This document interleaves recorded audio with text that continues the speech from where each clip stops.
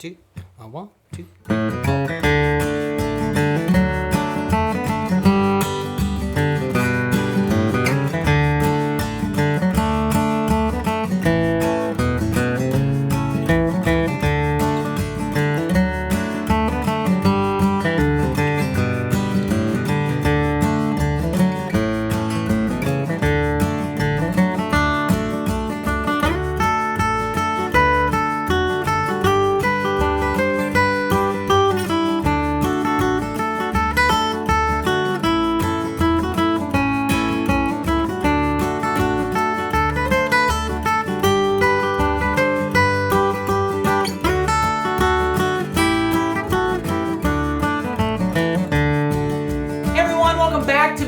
With Ryan. Thank you for joining me. This week's featured lesson is an original composition I've created, and it's entitled 2 Easy Bluegrass Solos in D, all right? Now there's going to be 2 different things we're going to kind of focus on for this lesson, okay?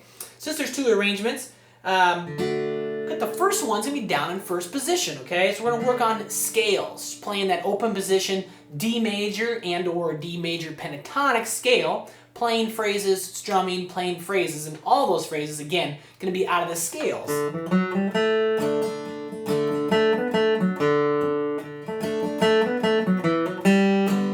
just kind of making it up here, but that's what we're going to get after here, is just making use of the scales, all right? And hopefully give you some ideas. Again, we have very common chord progression in the key of D, so you'll be able to use this in other tunes. And then the second concept is that we're going to get up the neck and use different chord shapes, okay? So D, G, A, D. Play a little phrase around each of those chord shapes. A little cross picking here and there. So those are the 2 concepts that we're going to really focus on. I'm going to explain kind of my thought process of how I created the arrangement. And this one too, it's more of that sweet sounding bluegrass solo, more of like a fiddle tune feel, as opposed to a lot of bluegrass songs in D get played with kind of like that mean attitude, flatted 7s, and really driving. Again, this one's just kind of more of a fiddle tune atmosphere, sweet sounding, okay? So if you'd like to access the full length video, just click the link below and it'll shoot you onto my website. And you can access the full-length lesson, about 30 to 35 minutes of video, downloadable PDF tabs, and 3 audio backing tracks, all right? Now, if you really like the way I teach and approach learning, like my song selection, you like this genre, learn about being a premier member over there for a monthly, quarterly, or yearly fee. Access this lesson and over 350 videos at the site, all 3 of my courses in the video exchange program, all right? Give it a look if you're over there and you feel like I might be a good fit for you.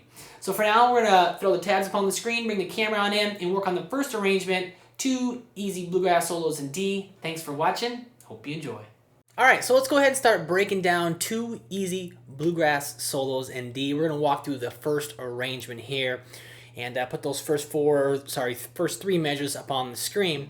I'm going to play through them, and then we'll break them on down measure for measure. Now remember, markings below the staff are pick directions, so the staples are downs and the V's are up. And any numbers above the staff will be left-hand fingerings, okay? We have a little pick up there. That's what those first 2 markings are, 2 quarter note rests, those little squiggly lines. So it starts on beat 3. And yeah, here's what they sound like. So 1, 2...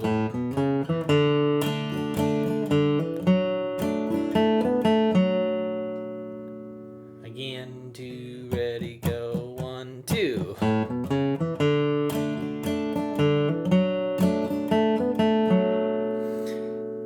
Cool, so even before I start breaking it down, because this is somewhat of a concept lesson here, it's just my own arrangement, of course, and it's a very common chord progression in bluegrass, old time.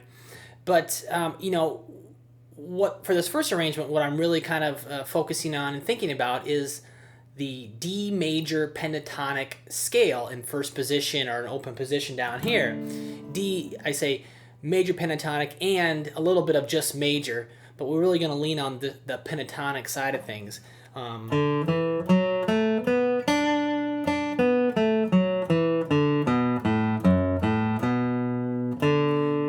1, 2, 3, 5, 6, 1.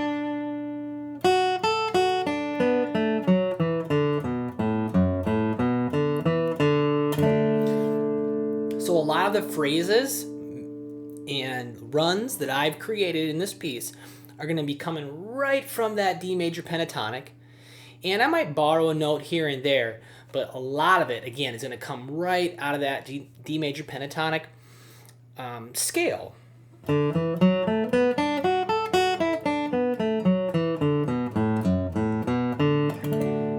So that D major pentatonic, we're using the 1, the 2, the 3, the 6, 5, and 6 of the scale. Okay. So just want to give you a frame of reference for where I'm building these licks and these phrases from, okay? So that first measure starts on beat 3, open A, 2nd fret A, 4th fret A, 2nd fret D. In that 4th fret right there, that's the C sharp, that's the 7, so I'm using the major scale, one note of the major scale as well. Again, these are very closely related, so I'm going to be kind of manipulating them and picking and choosing when I want to use more of a major or more of a pentatonic sound. So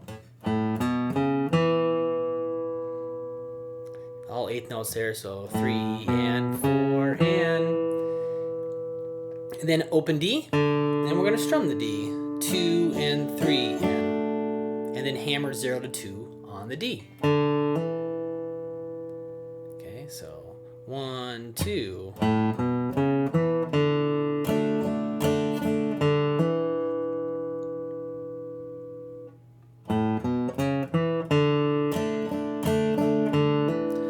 In the next measure, I'm going to catch the 4th fret on the D, the quarter note there. I'm going to use my pinky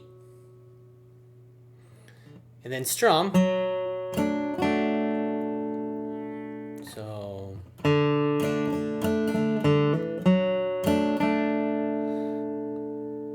and then 2 on the G, 4 on the G, back to 2, back to 4 on the D.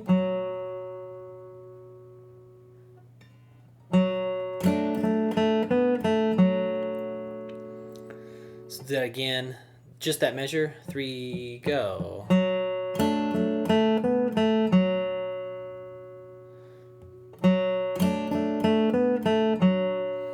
Okay, so a lot of the times for this first arrangement, particularly, we're going to be doing a phrase followed by strumming, followed by phrase, followed by strumming. So kind of a Carter style-ish way, and kind of even this one is more of it like in a fiddle tune, has a little bit of that atmosphere to it. Kind of how you would approach a fiddle tune.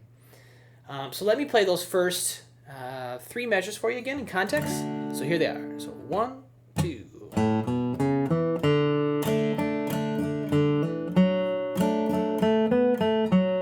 1, 2 again, go.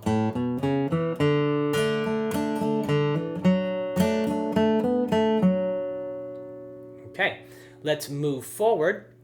Next 3 measures sound like this. We're going to go to a G chord.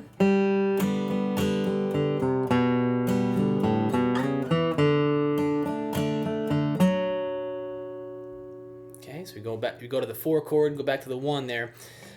Measure 4 starts on the open G. And you're going to, finger your G chord and then play an open G string.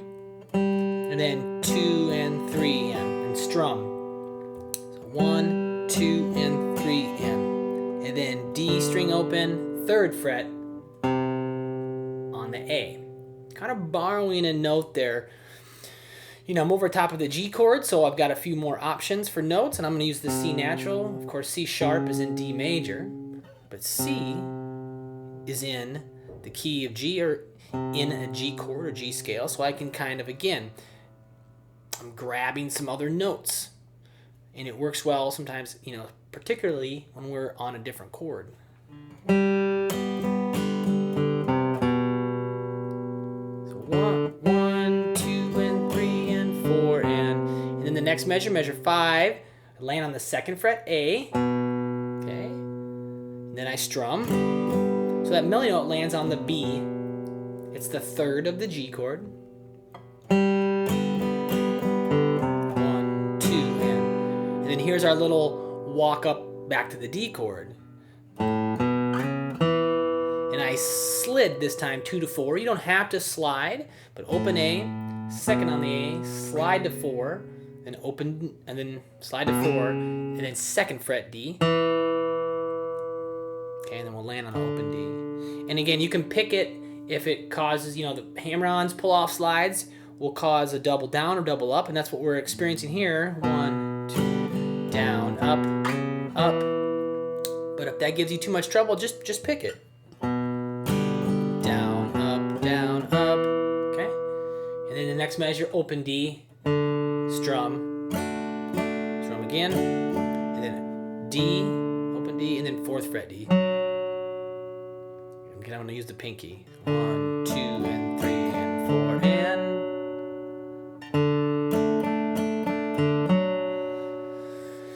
So as you can see, I've just kind of used pieces of the scale. I've created a mini phrase, usually a couple beats long, and then I've added strumming to kind of fill in things. And I've tried to be tasteful about my phrasing, of course. So let me play those first 6 measures for you. So from the beginning. 1, 2, 3, 4, 1, 2.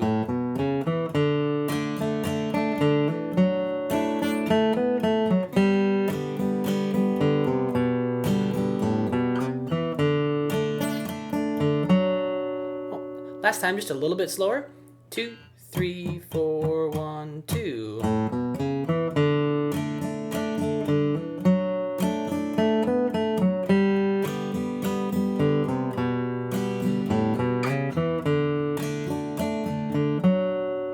Okay. So there's the first few measures. Let's move on when you're ready. 1, 2, 3.